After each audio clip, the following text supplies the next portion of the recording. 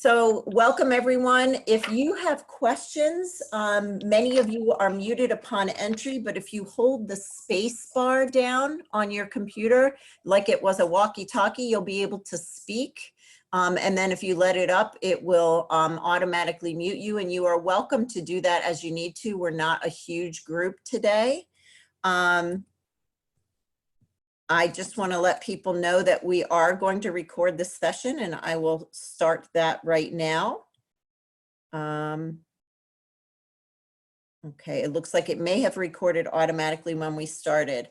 So this session is being recorded and the chat can be saved. So I want to make sure people are aware of that. When you put things in the chat, people can save it and use it afterwards. It's just a kind of a point of remembering our remote protocol, and that when you put things in the chat, people could use them later on. So I do like to remind people of that. And we're here today to talk about the Charting the Life Course tools.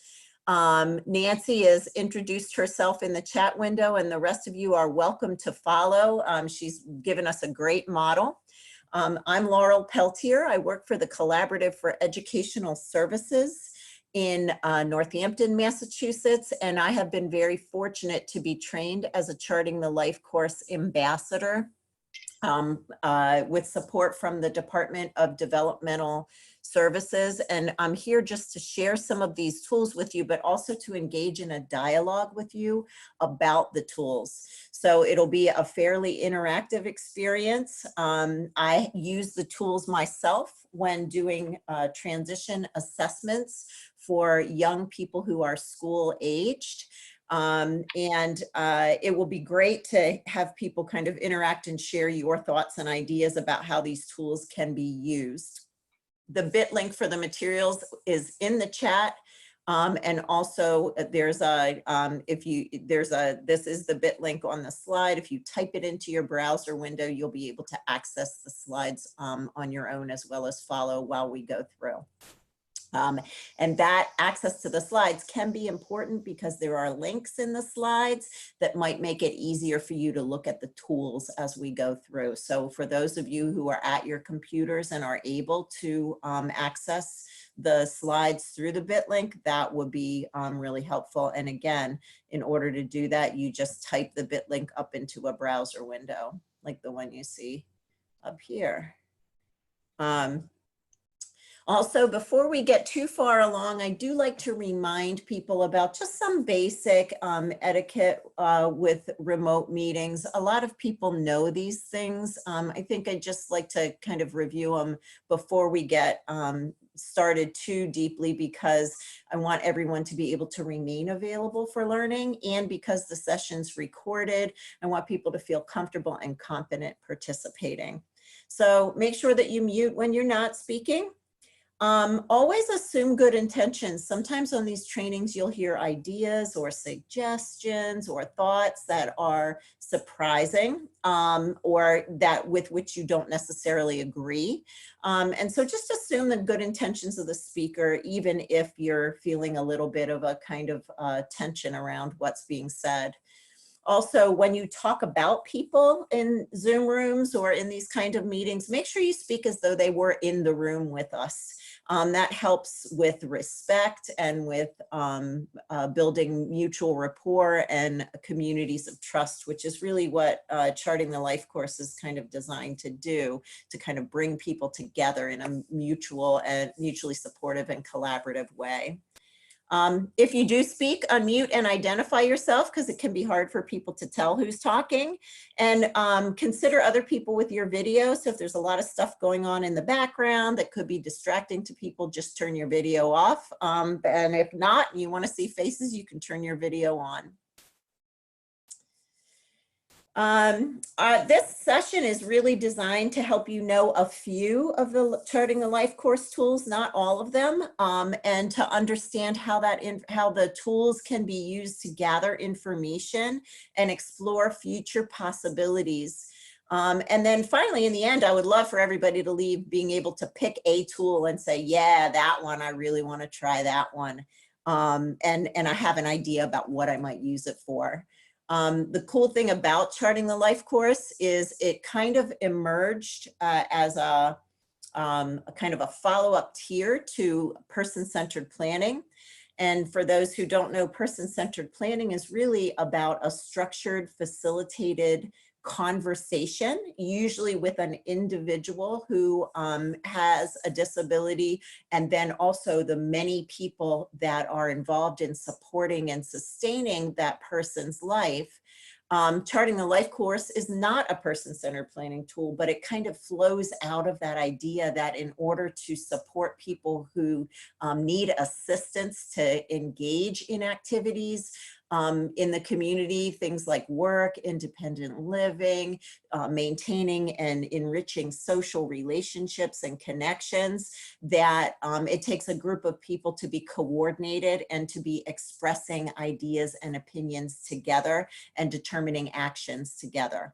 So Charting the Life Course comes out of that movement, but it's very different from person-centered planning in that Charting the Life Course is a family-centered tool developed by families, for families, with an acknowledgement that all of us exist in the context of either biological or chosen families. Most of us exist in the context of both of those, and that those circles of relationship are really essential in enlisting others in actualizing our vision, and in trying out different things that may work or may not work to make an enviable life.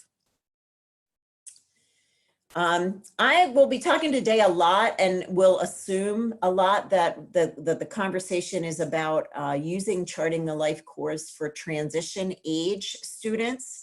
Charting the Life Course tools can be used by organizations for strategic plannings.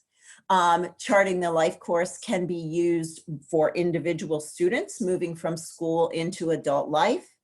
We have used Charting the Life Course in our family in a couple of different ways. I have used it when I've really wanted to accomplish something that's hard, like, wow, I really am thinking about moving into a new position at work, or really am thinking about exploring a new hobby or volunteer opportunity, and kind of as a way to systematically and in a structured process think through that and think about what I really want to achieve and how to get there. So in transition services, Charting the Life Course tools are super helpful for the reasons that I have highlighted, the words that I have highlighted in blue here. Charting the Life Course tools can be used to coordinate a set of activities. Charting the Life Course tools can be used to facilitate a child's movement from school into post-school activities, or what comes next. And Charting the Life Course is really based on the individual child's needs and taking into account the strengths, preference, and interests of that child. So if we are working on behalf of a student, we recognize that child's goals, dreams, and desires, and we recognize those within a context of a group of people that may have goals, dreams, and desires that align with what the child wants and that don't align with what the child wants. So both of those things are in play. And when we make decisions about actions, we have to really discipline ourselves to check back in with the child and to ensure that the person who is the focus of the planning is on board with what we're proposing or suggesting when we do this, especially when we do this as a transition activity. So let's start with our first activity. I'm going to ask people to participate in the chat or unmute yourselves because there's not that many of us. And here's our activity. Get a look at both of these pictures. There's two pictures on the screen right now. I want you to think in terms of short words or phrases that describe what is different about these pictures. What's different? And you can put it in the chat or you can unmute yourself, whatever you would like. What's different? The big picture versus the details, right? Forest versus trees. One person, right? Versus trees and sunlight. Yeah, there's a person in one and there's not. The zoom, the angle, right? The zoom, Brenda says the angle of it, right? The looking up toward the sky versus kind of looking down toward the ground, right? So both of these pictures come from a search for forest planning, right? One looks at the immediate, right? One's looking close and one's looking farther out. Yeah. So I just did a search for forest planning and I came up with both of these pictures and I was struck by how different they are, right? When we're forest planning, we might be looking at what is big and we might be comfortable looking up toward the sky and what is big and what is far away and all the possibilities, all the trees, where we might be comfortable, most comfortable, like sticking with, I'm just looking at that one tree. It's just me and the tree. There might be 100 other trees here, but I'm not looking at those. So, yeah, there's a different height, right? And there's one that has a picture of a tree laying on the ground too, right? One with a fallen down tree as opposed to all growing trees, right?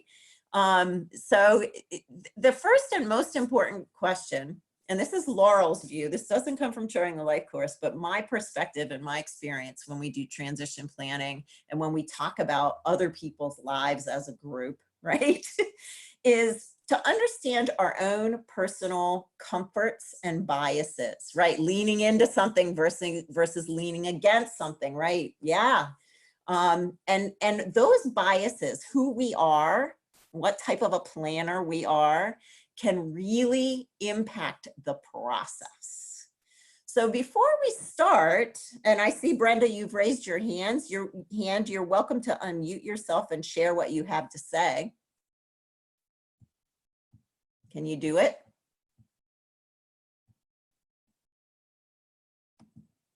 I pressed raise hand instead of chat. Sorry. Oh, okay, that's fine. No worries. Thank you. So what really matters is understanding your biases, right? Especially if you're talking about someone else as the focus person, but even if you're talking about yourself as the focus person for planning, what are my leanings? What am I most comfortable with? What's going to make me feel good when I plan? Is it going to be easier or better for me to look at the details, right? Am I a detail person? Or am I like the one who only wants to talk about the trees? And as soon as we start talking about the details, I'm a little nervous, right? We also have to observe and watch students because they have these leanings too. And so we never want to use tools, or when we select the Charting the Life course tools that we're using, we want to be careful observers of what is working to engage and elicit information, right? And what might be causing someone to shut down. So as we select the tools and as we think about how we use them, you want to be really aware of your own tendencies and the tendencies of other people and the comfort of other people around the type of planning that actually helps with forward movement for that person.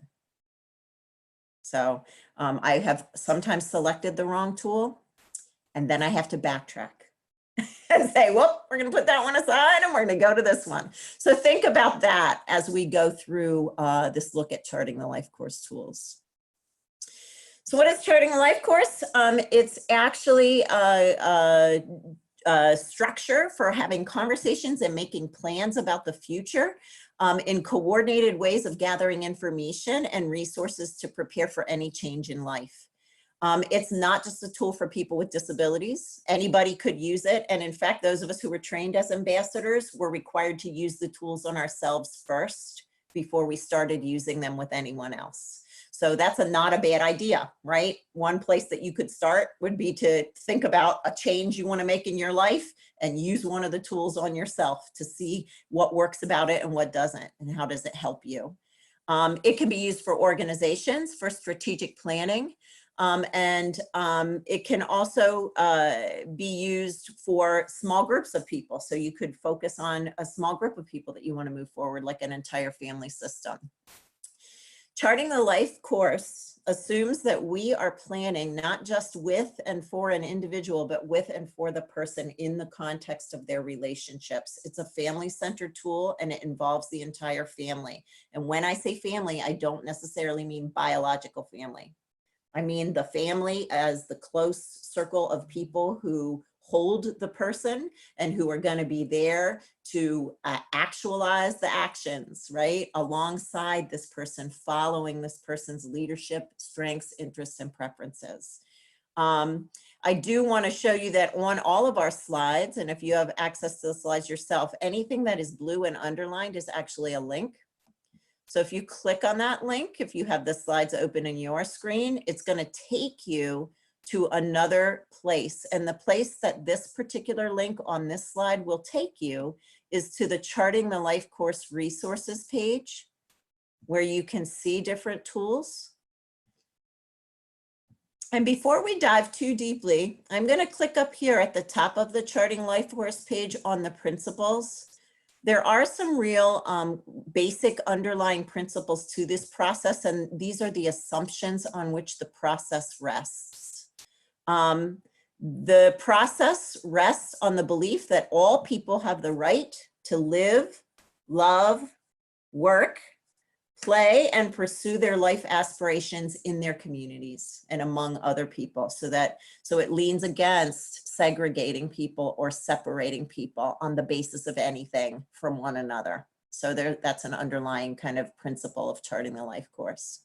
Other underlying principles of Charting the Life Course are that we all experience life in stages, and that it's a tool that can be useful to all people, and that we are all kind of valued in our visions. So when a student says something that is valuable and honest about that student's dreams for the future, our response should be to honor it, even if in our head, that voice in our head, you know, that voice is saying, no way are you gonna be an NBA star.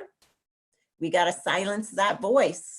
When we engage in Charting the Life Course, that voice needs to stay in our head, and we need to honor the vision and dreams of the person for whom we're planning.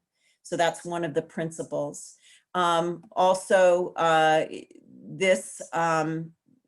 These tools acknowledge that life happens in cycles and stages. And the tool also uses specific domains to help us organize our thinking about change and about what matters to someone. So we use domains to kind of organize our thinking in Charting the Life Course.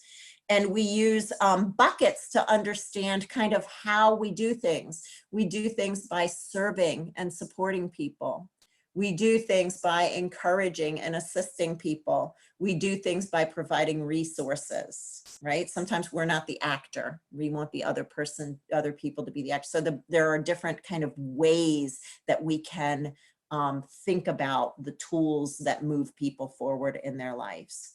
And we'll look more at this as we go through the tools. I just wanted to make you aware of the principles and also the resources. And that's the link, the page, when you click on it, will take you right back to those resources. And you can see tools that we won't talk about today on the resource page. So we're gonna look at 5 tools today, and I'm gonna engage you in a conversation about them. We're gonna start with the trajectory tool, which is a tool that is kind of easy to understand. And I am going to ask you first, when we look at the tool, when we move forward in the slides, to click on the link at the top and pull the tool up. I will do the same thing. And I'm going to ask you to share what you notice when you look at this tool. That's all I'm going to ask you to share. I'm going to ask you to share what you notice.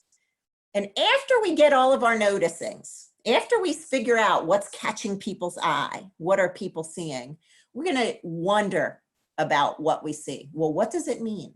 Well, what could it mean? Well, when could it be useful? And those are the 2 things we are going to do. And then if you have any questions after each tool, I will pause and you can ask them and we can talk about them. Okay? So that's going to be our process. It'll be the same for each one of the tools. We'll start with noticings, and noticings are something that's on the tool itself. It's not something in your head. It's not something that you're making up. It's something you see or observe on the tool itself that stands out to you. So we'll start with that. Okay. And here we go. So let's look at the trajectory tool. Go click on that link, if you will, and if not, I will put it on my screen so you can see it. So this is the trajectory tool. The words at the top, this is for use by an individual, but when you do this with individuals, particularly if individuals are not, don't speak, right? So I use this a lot of times with people who communicate in ways other than verbally. I use this also with people who may not be consistent. So I might meet with them one day and they might say one thing, and then I meet with them the next day and they say something else. That's okay, right? It's all right. But usually I sit with an individual student when I'm doing transition planning, and this is often the tool we'll start with. It says, everyone wants a good life. The bubbles on the right will help you think about what a good life means for you or your family member. And identifying what you know you don't want is also an important part of that. You can use the space around the arrows to think about experiences that you've had that have influenced you to think, wow, I want more of that. Or experiences that you've had that influence you to think, I want less of that, right? So what do you notice about this tool? Share in the chat or unmute and talk. What do you notice when you look at it?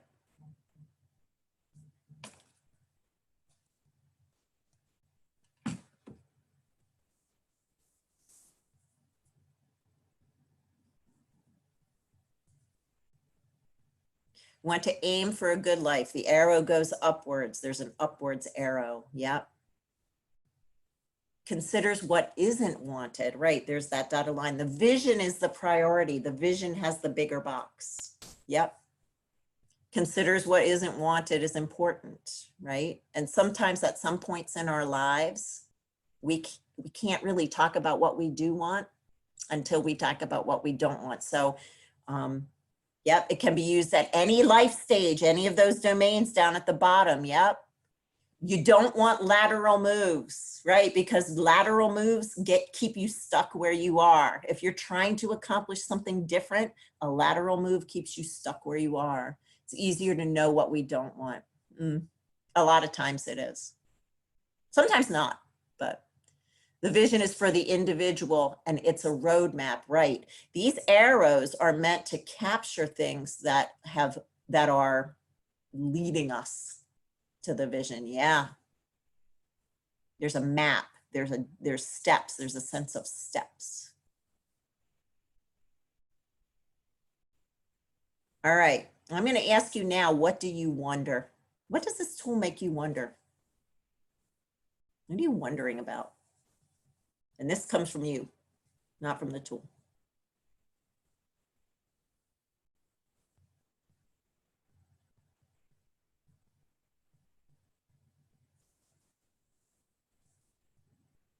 Where do you start? Right. That's a great thing to wonder about. Where do you start? Wonder if there are any prompts that might go along with this. Wonder what exactly it will take to get to that good life. It's a big one.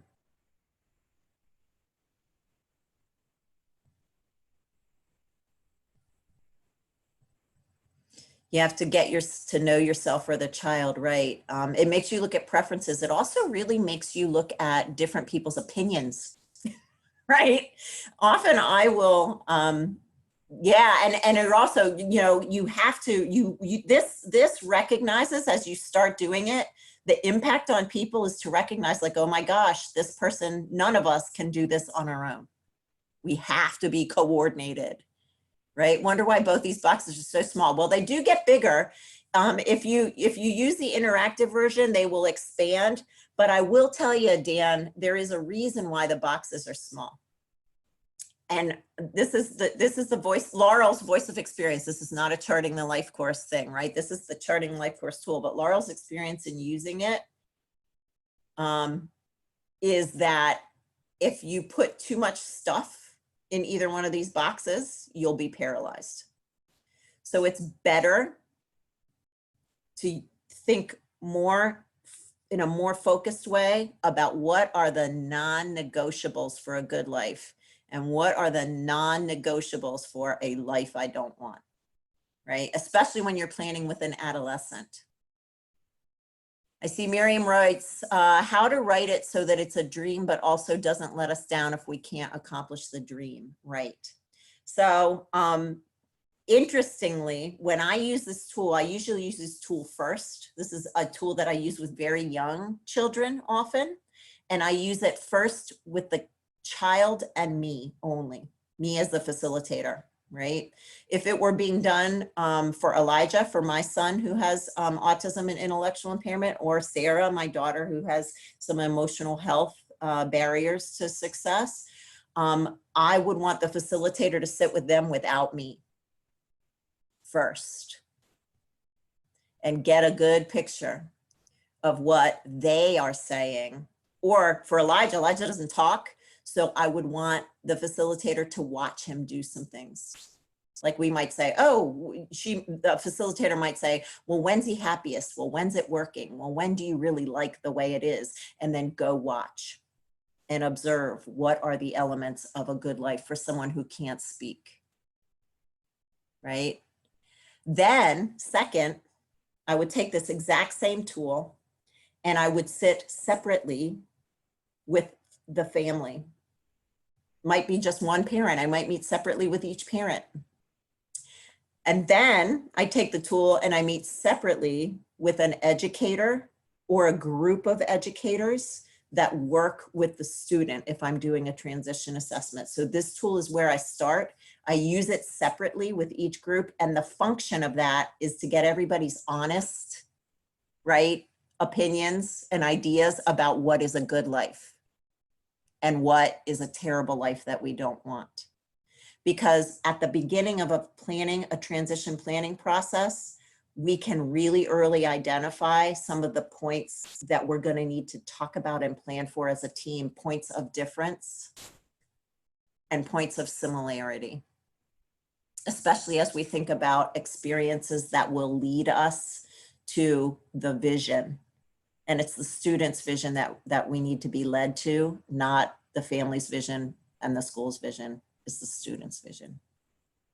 Right? And usually when you get differences of opinion, what will happen is it's not just about where people disagree, but you'll see places where there's synergy and agreement, and that the agreement is about something underlying, right? I want to be an NBA star could mean I want people to admire and notice me and value me for what I'm good at. And you discover that as you do this kind of big, this is a forest. This isn't like the forest picture. This is a big picture tool. I can tell you this is a tool that I have made mistakes with, because sometimes if things are not going well or someone's not feeling comfortable, they can't do this. They can't say, they can't talk about what they want or what they don't want. They're paralyzed. And so if this tool doesn't work, it's usually because there's some kind of a crisis or some kind of active anxiety that is a barrier. So it's okay if it doesn't work. If I get this out and someone literally can't say anything, I put it away. So I'm going to go back to our slides. In using this tool, things that Laurel, these are Laurel's observations, not charting the LifeCourse observations. Things that Laurel has noticed is that the tool includes the vision for a good life and what I don't want, the same things you guys have noticed, right? Yeah. In the context of crisis, can we zero in and think about what is a good life from this moment? Yes, but not using this tool. That's all I would say. Usually this tool like gives the deer in the headlights. So there are other tools that we can use. Yeah. And then what I wonder about with this tool is I wonder if this tool is helpful at the beginning, especially with young people, with people who are kind of early on in the dreams, who have had fewer experiences, right? Where we're still excited about it. I wonder whether the tool could be used flexibly with individuals or larger groups. And I actually have used it in both ways. And I wonder whether this tool would be helpful for teams in which the student's stated vision is different than the families or others team members, because it's a way to show differences without evaluating or judging them. You can just show them. You can just have little bulleted lists of what people want in each box. It doesn't have to be long and wordy. And you can say, I'm guessing you're probably struggling with the idea of employment since Your student's vision is, I'm not going to work, I'm going to lay on the beach all day. And the family's vision is, you're going to be a corporate attorney, right? So I'm guessing you're probably struggling with that. And it kind of helps people to talk more about how to resolve those gaps and why. It appears that I'm looking at what Miriam says, it appears that the best to complete this form with individuals that have the trust of the person, right? Either trust of the person who's facilitating, right? You want a trusting, or a no relationship at all, right? So if it's a trusting relationship, you'll probably get a lot richer stuff than having the, you know, expert from out of town drop in who doesn't know anybody. But if there are agendas, if a person is very malleable and will change his or her or their language depending on who's in the room, to have an outside person who has no relationship at all can be really helpful. All right, let's do it again. Next tool, integrated support star. Click on that link and the star will come up. You could start with this tool if you wanted to. What it says at the top is people need supports to lead good lives. Using a combination of lots of different kinds of support helps to plot a trajectory toward an inclusive, quality community life. This tool will help families and individuals think about how to work in partnership to support their vision for a good life. So this is really about bringing people together. Okay, what do you notice when you look at this tool?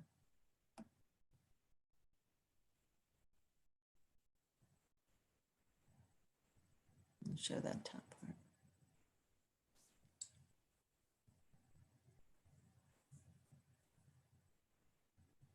It's like a Venn diagram. Yeah, yeah. With the star in the center, right? It's a collaboration. It's something about connecting things, yep. All aspects of a person's life must be considered, yep.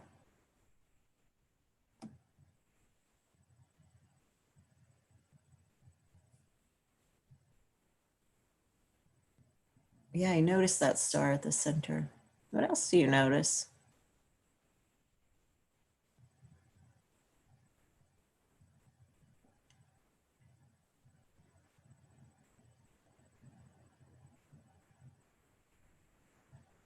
When you look at this star, this integrated support star, what do you see?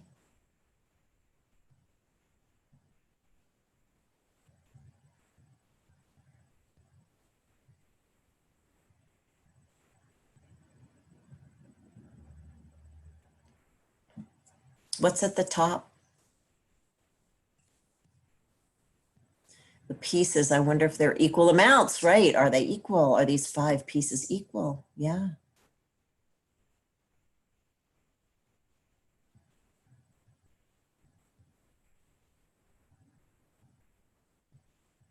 The most important part appears to be the personal strengths and assets of the individual. Miriam, gold star for you.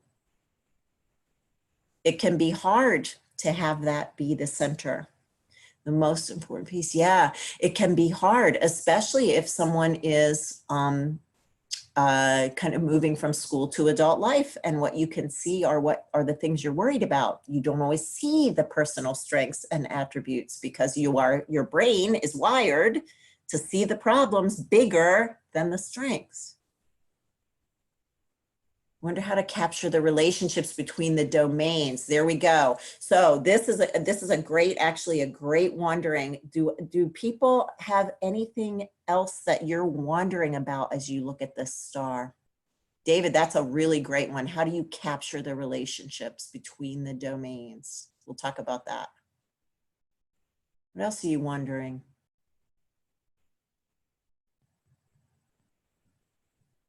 When you look at it? I wonder if I was going to use this thing, I wonder.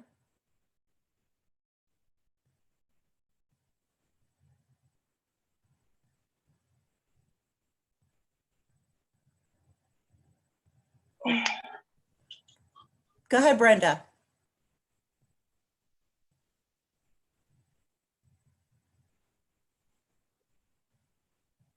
looks too complex, period.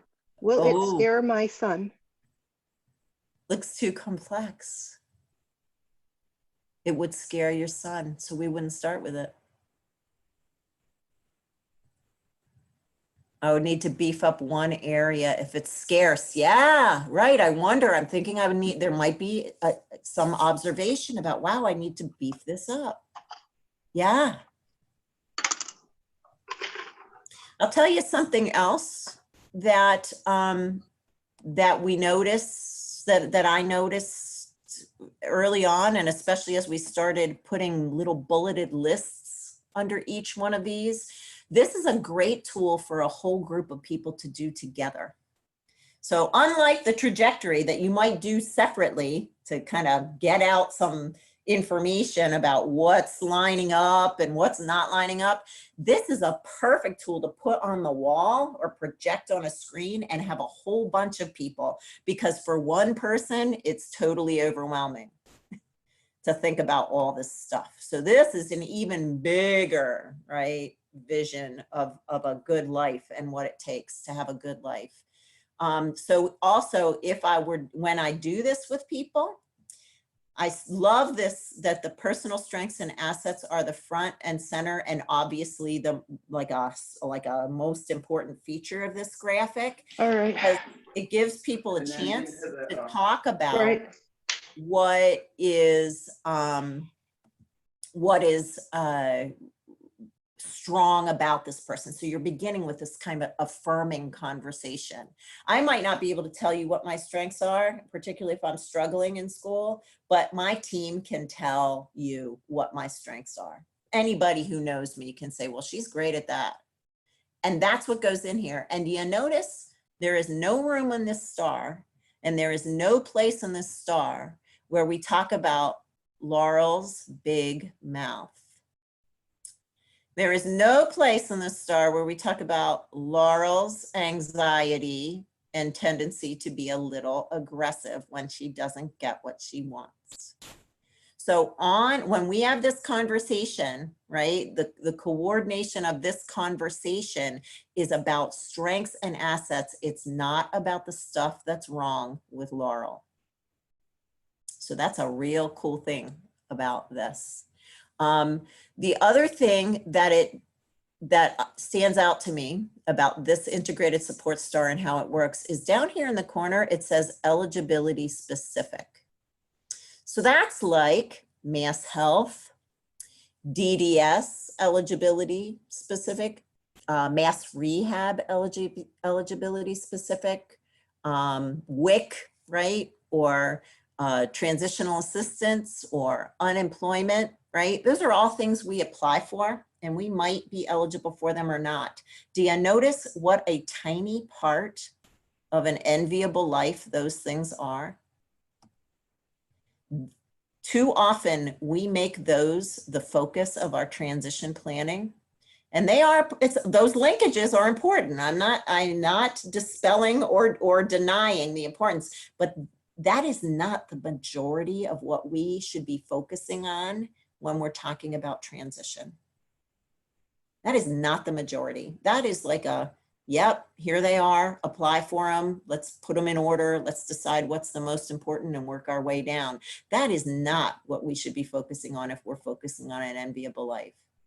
We should be focusing on personal strengths and assets. What's gonna really make somebody sing in terms of their great stuff that they bring, their superpowers, and what relationships are gonna be sustained and carry them forward, right? And there might be even some new relationships that we have to develop, some that aren't there yet, like a care provider, right?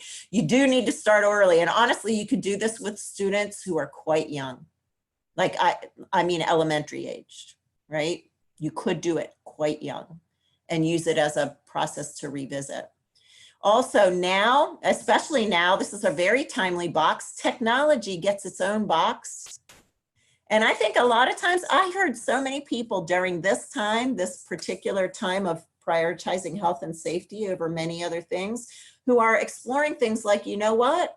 I just FaceTime my child and I go out for a walk and I get my break, which I would never have done if it it weren't for now, right? Or I made a checklist and my child, Elijah Peltier, intellectual disability and autism, has learned how to do the laundry and unload the dishwasher. And all I have to say is do the laundry. And I don't have to go anywhere near it. There's not too much soap. There's not too little soap. There's not too much, right? So you can use these tools when you start looking at things like technology or equipment in ways that you would not have dared to. So you can use them as a way to brainstorm and generate ideas, remembering that if Elijah did not want to do the laundry, or if he strongly resisted or didn't seem to take pleasure in it, I wouldn't start there and I wouldn't force him to. I would start somewhere else. Also, the community-based services, we do not spend enough time brainstorming and thinking about all the possible connections in the community that exist for all people that are family members who have disabilities, mental health, intellectual, physical disabilities can actually be part of without our help, right? Communities that will embrace our family members, and community-based services that are available for everyone. I know people who often will say, well, I'm not gonna have my kid ride the PBTA or the MBTA. And it's like, but why not? You know, why can't the question be, how could she? How could he? How could they? So that's what this star is about. All right. Also, often if you get a group of people together, you discover relationships and technology and community-based connections that you were not aware of, that people are actually engaged in. I can't tell you how many times with my daughter I have heard from other people like, wow, she came down and volunteered at the office. Wow, and I'm like, what? That must be somebody else's daughter. You're not talking about my daughter. But, you know, so that having a tool whereby you can open up the conversation to a group of people about these things is quite helpful. And especially if you do it visually as a group and collect them, people spiral up. This is a tool whose impact is quite energizing. When I use the things that I notice and I wonder about the tool, you can see what I noticed, right? You could do it separately, you could do it individually and collect and then compile, but it's really energizing to do it together with a room full of people. It's a great brainstorming tool. It's really great for team members or for kids where there's pockets of knowledge. So one group of people that I would love to see use this tool are DYS and SEIS, kids that are in institutional settings, or DCF, where the students, where there are pockets of knowledge and pockets of experience about the student that are different, but they don't ever get collected or coordinated. And I do also think it's a great tool for teams who are not sure what to do, where the team's saying like, oh my gosh, we've tried this and this and this, and we have no idea what to do next. Starting with the integrated support star is a great idea. All right, let's look at the integrated long-term supports document. I went to the next slide, I clicked on the link, and here it is. What do you notice?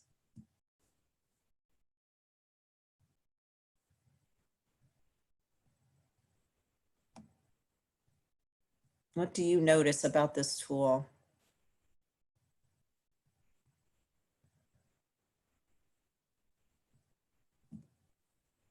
Boxes are pretty small on purpose. Yep.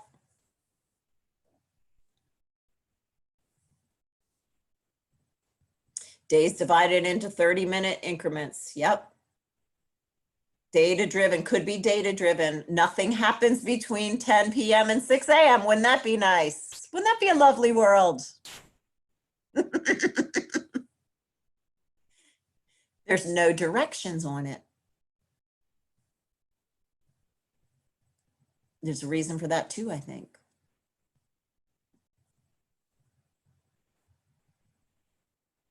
All right, what do you wonder about as you look at this thing? Yeah, all the days are created equal. Yeah, A Monday looks just like a Sunday.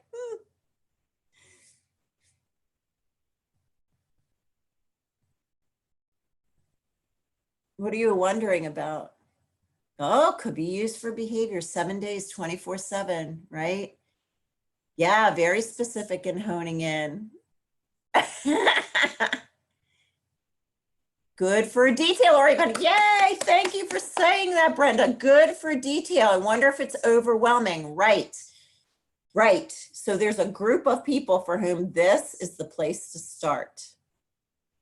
And there's a group of people who should never see this when you're using tools, right? There's a type of person for whom this is where you start, and a type of person for whom I don't ever want to look at that, right? I'm going to delegate that to someone else. What else do you wonder when you look at it? Wouldn't use it on an ongoing basis. Right, right, right. This is a perfect place to start for some people, and for others, it's like, oh my God, if I got stuck in that, my life would be a misery. Yeah. Still perseverance. I won't need support for a third of the day. Okay, Dan, I'm going to help you with your perseveration. You can make changes to this. So you can create one that goes through 24 hours.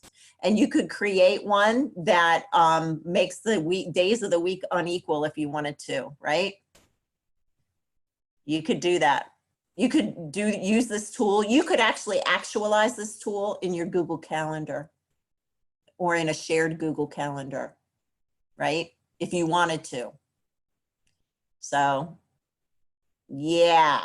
So here's what I will say, right? This is a wonderful tool. And the instructions are on the second page, which I skipped automatically, like on purpose. This is a wonderful tool for capturing the when and who of your brainstorms, right? So the when and who of relationship-based activities. So it basically connects the big picture ideas to the day or the night, right? To the what's it gonna look like in a 24-hour, right? 7-day a week. And so you can use this tool in the way they are recommending, right? You could do the brainstorming first and then try to translate it into what an ideal, a beautiful day or week look like. I have also more effectively used this tool for people who are not forest people, who are not at who are at a place of crisis, who are at a place of things are not good, to talk about what is happening regularly. What are the things that are happening regularly, and document the now. Document, what does Monday look like now?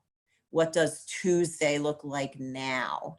And then after it's captured, to say to them, what of this fits with your vision for a good life, like on the trajectory? And what of this is the stuff we're gonna get rid of and replace with something else, right? So you can use it as a tool to align with the trajectory, but for people who are really struggling. So I've also said to kids, sometimes kids can't tell me their vision and what's going to be a good life and where they're going to work and where they're going to live and who they're going to be with. They can't tell me that, but I can say, all right, what time in a perfect world, right? In Laurel's ideal world, what time would you wake up? Right? In Laurel's ideal world, when would you eat? And how long would you spend eating? And then sometimes, right? Yeah, I know. I'm gonna wake up at noon, please, girl, too. Right? I'm gonna wake up at noon, please, and go to bed at like 3 a.m. Right? And so you can capture information that people can't, that particularly kids can't otherwise talk about, because that's right away. As soon as you start with, well, I want to get up at noon, everybody's like, no, you don't. I'm like, no, really? Yes, I do. I always have. Right? So it can help to allow a child or a young adult or even a, you know, even an adult like me, even an old lady, to articulate preferences that other people can't listen to, right? It can also allow families to articulate the realities of what they are experiencing. I typically, if I'm doing that to capture the realities of life in this family system, I would not do it with the child present, right? Because I don't want, this is not a process to discourage or hold people accountable or beat people up or make them feel bad. But it is a process whereby, like in our family, when Elijah was small, we would have needed a 24-hour, 7-day-a-week grid, because he never slept and he never was still. He was always moving and he was always awake, and someone always had to be available to be moving and awake with him, always. And, you know, because things like broken windows, broken glass, things like escaping the house, things like eating everything that he could get his hands on, you know, or eating things that weren't edible, drinking the laundry detergent. Yeah. So you can give families room to talk about that with a tool like this. You do not want to fill in every single space of the day. The spaces are small on purpose. You want to color swaths of the day. So it gives you a sense of like, well, how many hours at night are you awake? And how do you figure out who's on call on which nights so that everybody's getting enough sleep, right? Or if there are routines that are difficult, like the toothbrushing routine, it should take less than half an hour. It actually takes 3 hours. So you can capture that. Like we literally wake up at 6 a.m. and from 6 to 9 work on brushing teeth every day. Or we have to start at 4 a.m. to catch the bus at 7 because we have to do bathing, changing, stretching, meds, feeding, right, dressing, right. So it's a good tool for that. I think that this tool can be, what you see that I observe, you know, is it looks like a schedule or a calendar. Again, if you needed to share information with people, yeah, it could be useful with a PCA, right? A PCA evaluation or a home health evaluation, or if you're trying to bring more people into the mix to help out with the care, to coordinate a community of people, including volunteers, to take over pieces, right? What pieces could be handed off to someone. Transportation, if you're trying to factor in the time of a service and transportation and how long it takes to get to and from somewhere. Yep. I think it's really helpful with families that are stuck or kids that are stuck when you talk about the big picture. And it's super helpful to coordinate people, especially if you did it in a Google Calendar where everybody could see it and plug themselves in. All right, vision planning, here we go. What do you notice?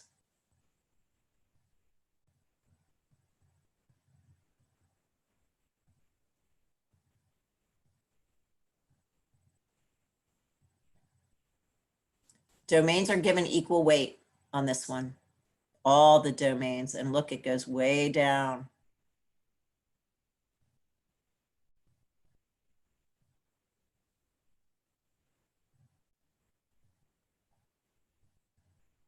The domains are given equal weight. What else do you notice?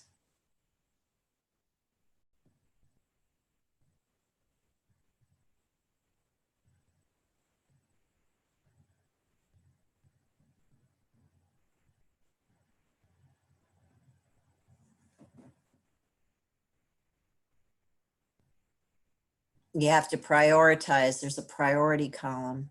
It focuses on every single domain. Yeah. There are lots of domains. Oh, and now Amy's wondering, do you tend to pick some or do you work on them all? Amy's wondering.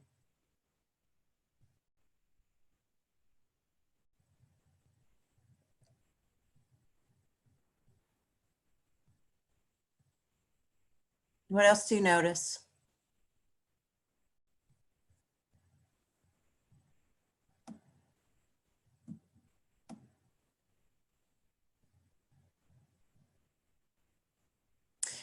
Yeah, there's a lot on this thing. Yeah, it looks overwhelming. Would be better as dynamic so you could record at will. Yeah. The questions, there are questions. There are questions that help you to plan. Yeah, you would need a recorder, right? Right. Something that you could, yeah. I wonder if there are too many domains. Yep. Could you reorder them? Could you reorganize them? Yep.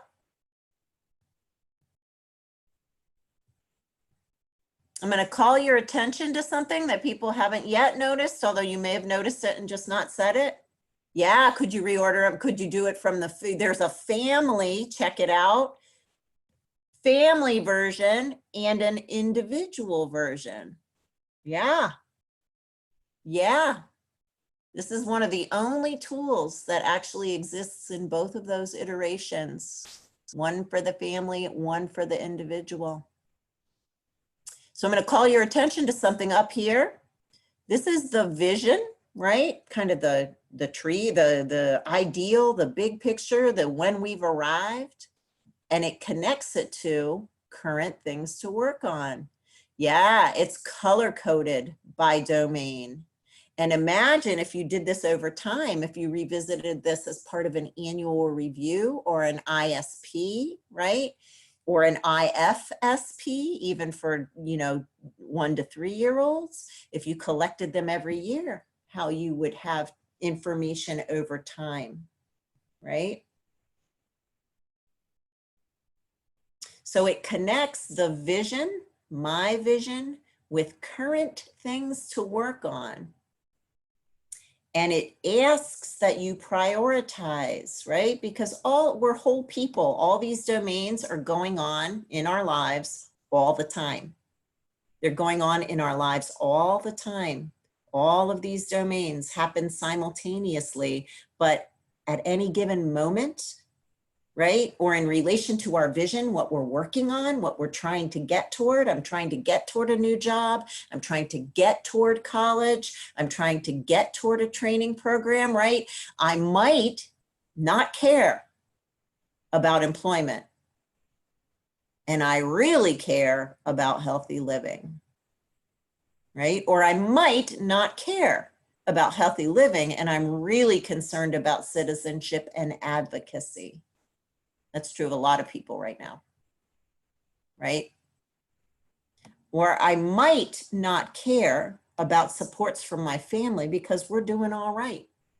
But I really care about community living and who can I connect with outside of my family, particularly right now.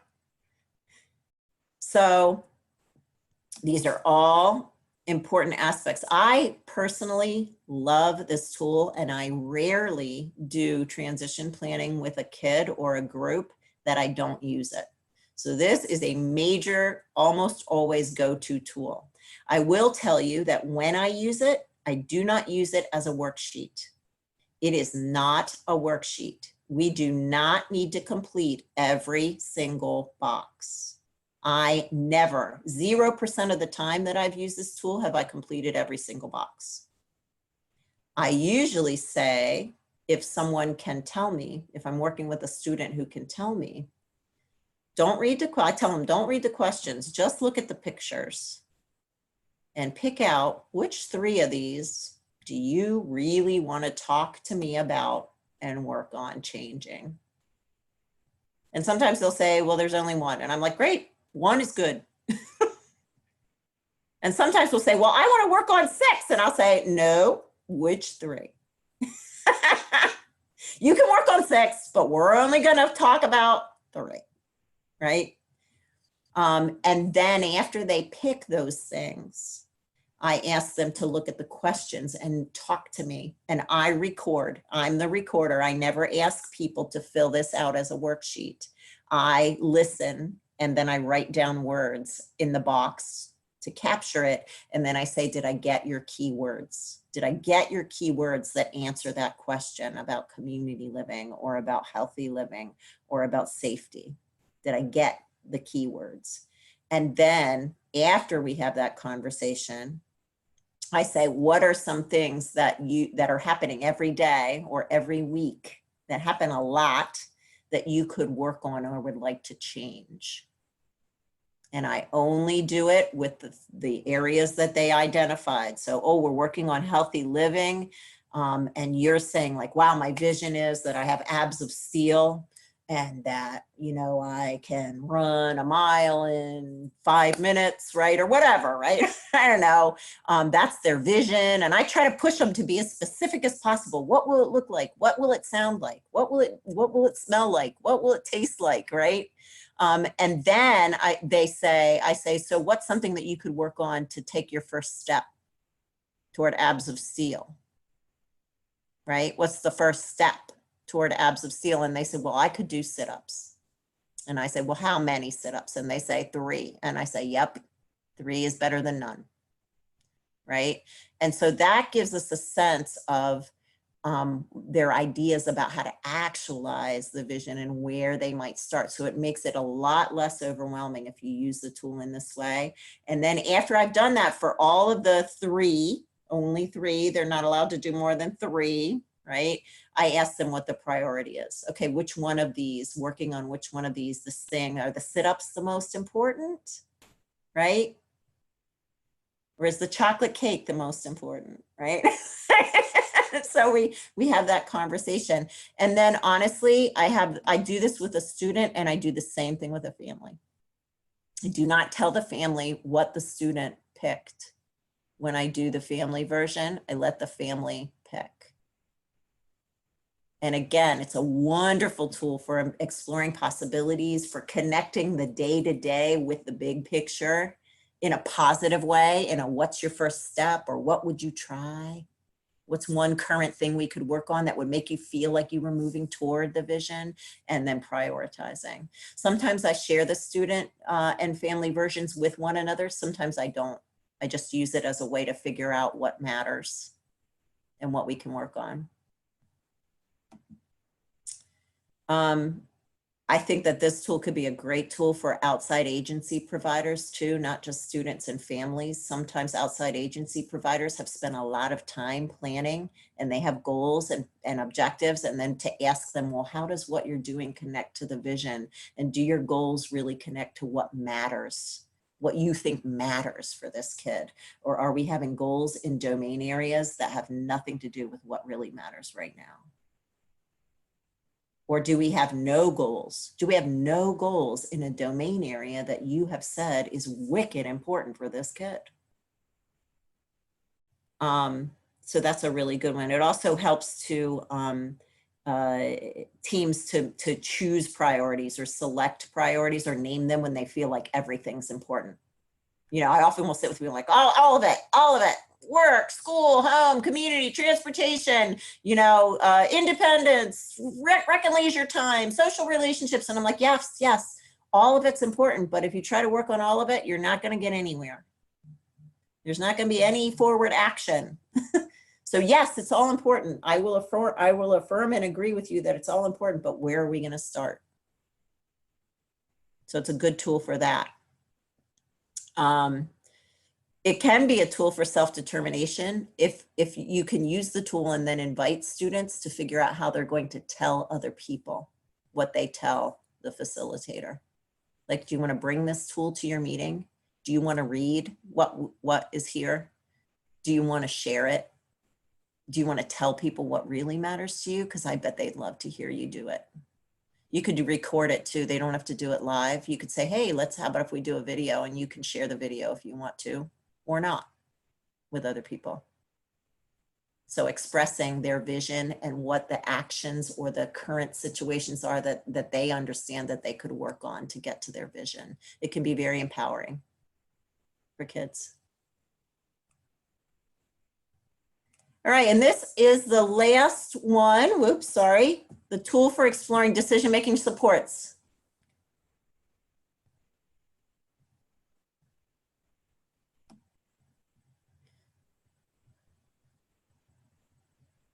This is to be done by the student. I do use it with families, but I remind them they should be thinking from the perspective of the student. sometimes, especially with students who can't speak or who might be freaked out. What do you notice? There are many, many prompts on this. Many.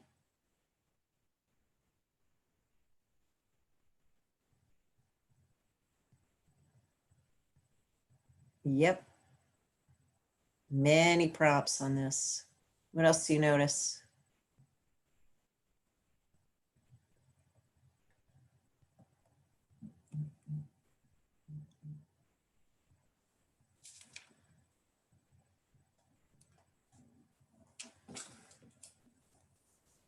What do you notice? It's color coded, marks progress, right? It does. It has 3 columns. It marks progress. Changes, transitions, people grow around these areas, right? A lot of times we think about decision-making supports as being a once and done. Yeah. Complete this one tool. So now we're wondering, Miriam's wondering, would you complete this one tool, right? Before the tool that you presented the slide before. Does the color align with another tool? Yeah, good wonderings. You guys are wondering. Deborah sees, right, that it identifies whether or not they can do it alone or with someone. You notice the 3 columns represent dynamic skills, right, that could wane over time. Right, they could, there we go, there's a good wondering, could integrate with the trajectory. You might put these items on the arrows of the trajectory, some of them. Yeah.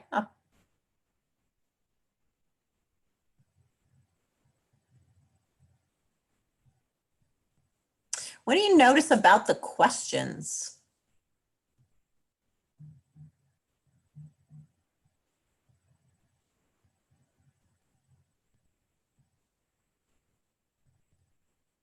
Personal questions in the present tense.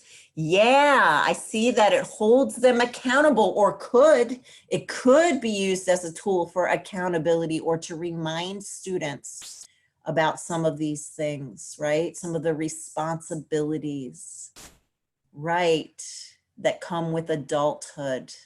Some of the responsibilities that they may not have any experience with. They might not know anything about it.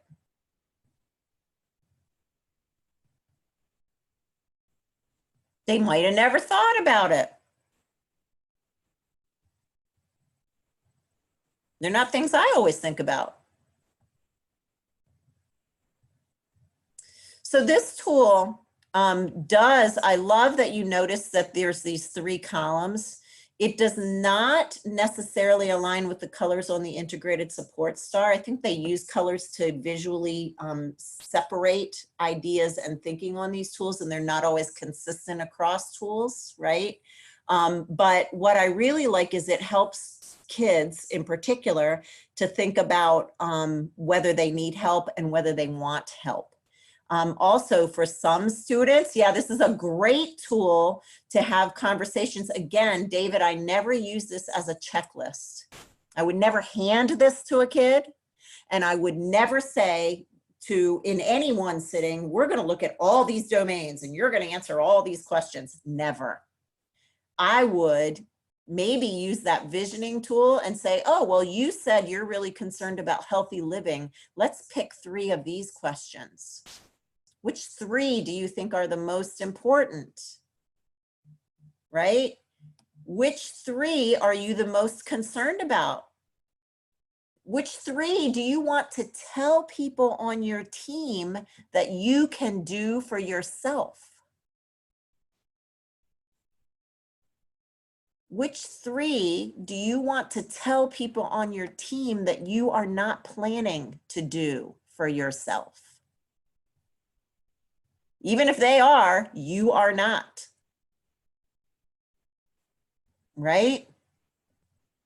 This is really, and I think sometimes we say, oh my gosh, kids should have to decide or do all this stuff for themselves. Well, I got news for you. Adults don't do all this stuff for themselves. Right? So when I look at social and spirituality, do I choose where and when and if I want to practice my faith? Well, sometimes I do, but mostly I decide it with my family. And honestly, I will defer to other people. Like I would rather go and practice my faith with my family than practice it in the place that I would rather do it. So the answer for that question for me would be either I need someone to decide or I need support with my decision. It wouldn't be, I don't want to do it myself. So it can lead to some really cool conversations for some kids. Also, if a student is nonverbal, right? This tool, sometimes people will skip over because they're like, oh, they're going to have a guardian. They're going to have a, power of attorney. They're going to have, right, full or partial guardianship or some other decision maker. And I would say you don't have to skip over. You might skip over some parts of it, right? But some of these questions are really important. And you think, wow, I never really thought about big purchases and what big purchases Elijah might like. Never really thought about that. I never really thought about pregnancy or birth control. I never really thought about whether Elijah would want to be a parent or be sexually active. And what that might take. So it can be a great tool for teams, even teams who are supporting someone who is likely to be have some decisions be protected. The citizenship and advocacy questions are really good too sometimes, right? Do I understand consequences of making decisions, right? As they relate to voting or crime or, positive social relationship. They can be really interesting to talk about and consider what level of support might be needed. Is this a person who can decide with no extra support? Is there going to be support? Will it be shared or will it be delegated?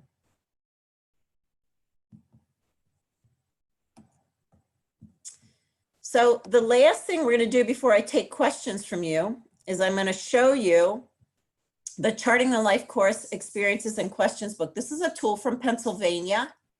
Ingrid Fleury just did a training on Charting the Life Course this week, and she pointed this tool out to me. And so I am pointing it out to you because I thought it was so cool.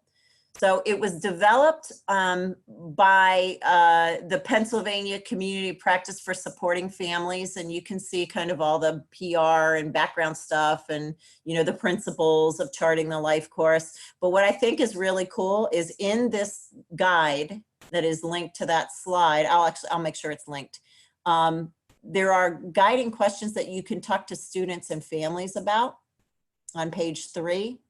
And the rest of the guide, so someone asked about prompts and questions, is organized by life domains and life stages and includes lists of questions that are associated with the implementation of Charting the Life Course tools. Lists of them, right? And it's a quite lengthy tool. And so again, you wouldn't try to answer or use all of these, but they might be really interesting as prompts when you're planning with someone to say, oh, well, that question would be really interesting to talk about. And you can see it's organized by different ages and stages and different domains. So I did want to call that to your attention. All right, in the chat or by unmuting yourself, share one takeaway and any questions you've got.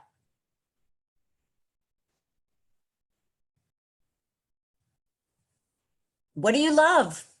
What are you thinking about doing? So I have a question. This is Amy. I think it's easier to say it than try to write it in the chat. But so in your experience, like once you've gone through this process and like you said, you pick and choose different sections to focus on, then what's the best way to keep the momentum going? Like, is there a specific tool that you then use? And I'm thinking maybe it's the vision tool to kind of keep on track with your progress. It's interesting because often what I'll do, Amy, it's not just the vision tool. I try to find a tool that people have an affinity for.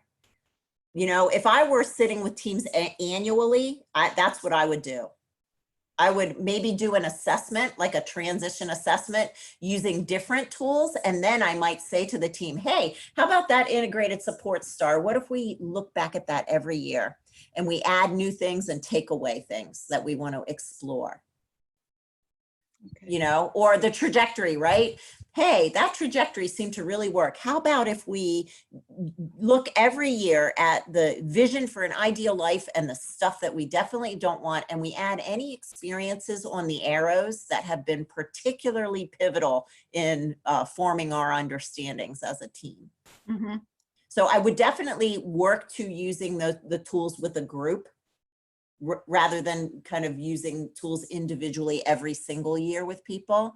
But like at a 3-year reeval, you could do a transition assessment using the tools individually with people. Right. Okay, thanks. Deb says, I love the way it helps to plan and document for the ISP or the IEP community. The prompts are important, right? As a helpful tool. It's a tool that you could use at all stages of life. Dan says there are a lot of questions we don't ask our son because we think he won't understand, or we simply forget to ask, right? So sometimes, right, you might just look at these and say, I'm going to try to figure out whether Elijah can tell me. We're constantly surprised by Elijah. He's nonverbal, functionally nonverbal, but every now and then, gosh darn it, we'll ask him something and he'll give us an answer. Like, wow. Yeah, keep trying. And the communication skills never stop growing. They just don't. Please greet. Oh, wait, I lost my spot in the chat. Sorry, everybody. There are lots of questions. Yeah. Can you share the link to the final booklet? Yes, I can. It's actually in the notes section of the slides, but here's what I'm going to do. I'll see if I can actually do it live for us. Let's see if it works. You might have to refresh. Oh, I think you guys have, no, this is yours, right? So let's see if I can do it. How about if I escape present mode and I go here and you can see it's down there in the bottom, but I bet I can link it right now. This is me, like technology, fabulous. All right, can you get the link? Like if this actually works, I'm gonna feel like a technology superstar. Did the link work? I'll refresh it.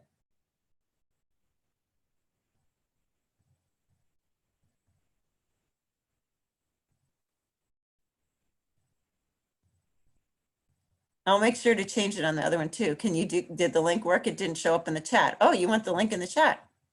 All right, I can do that. I know I can do that. I changed it on the slide.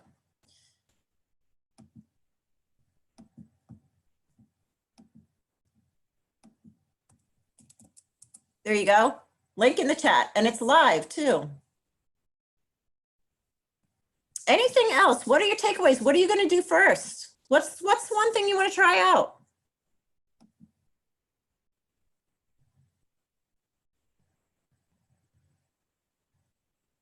You have to unmute, Deborah, if you're talking. I'm going to unmute you.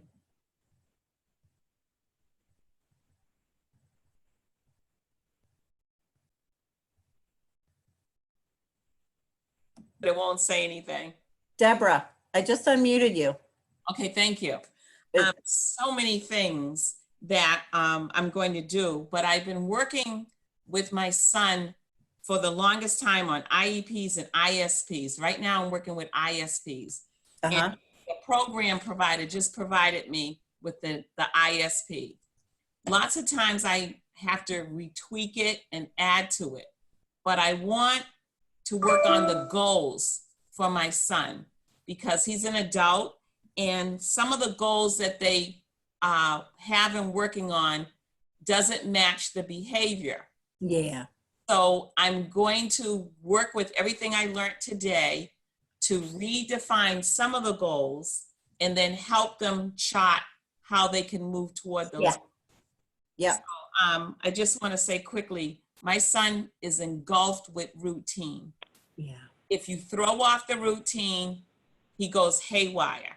Yeah. That can be seen as a negative, But it could be a positive, yeah. Be a positive. Yeah. So if he has to move towards putting things back in the kitchen, I want them to redefine giving him a task to do. He can put things back, or he can clean up something, and he won't be caught in negative behavior. Yeah. So it's done so much. Yeah, and you might even have an opportunity like to use the integrated support star to brainstorm some of those key like places where the behavior occurs and the supports that could be available. That's true. And also, Laurel, in terms of COVID-19, I don't know if my son Garrett's going to wear a mask because he doesn't probably want anything on him, but that needs to be included. And I was surprised with my ISP, they said nothing. Well, you know what's interesting? This mask question keeps coming up, and I keep telling people, as far as I know, as far as I can tell, this is Laurel talking, not any public health authority or anything else, but the mandate is for face covering, not for masks. And so people need to have a menu. There should be a menu of, oh, we can cover our faces in these 10 different ways, Yeah. right?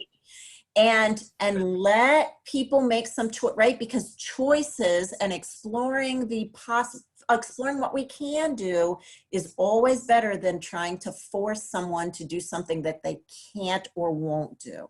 Yeah, you just identified a very technical issue because I assumed that it was masks. No, it's So face covering. It's face covering. And there are literally, I can think of a dozen different ways that we can cover our faces. Exactly. I have an idea already, like Right. a cap with the face covering Right. over it. See? Right. But Right. you brought a light in this darkness. Yay! Well, that was easy. Yeah, it's face covering. I wish all problems could be solved that easily, right? That mothers and dads usually solve the problems. Yeah, it's true. It's after enough experience, you're totally right. So a question from Ioana. She's saying, did I get your name right? I might have said your name wrong. I'm sorry if I did. Can you recommend a curriculum for parents that they can use with their teens to combine the tools? It's interesting, there's not a curriculum per se, but on the Life Tools page, on this resources page, there are some booklets, right? That like foundation for the LifeCourse graphic, and there's some kind of booklets by domain that you might like want to start working through, right? So that would be my recommendation, would be to go here to the Charting the LifeCourse page under LifeCourse resources. You just click there, and then you can pick some out, or maybe you and your child could pick some out, you know, and start in that way. Is there any way to get in contact with you for further information or presentations? There, I usually put, I was just gonna say, I usually put my contact information at the end. So there you go. It's in the slides, and it'll be in the recording of the webinar, which I think Sophia is gonna make available. Yes. And so now everyone should be able to see it too. Yes.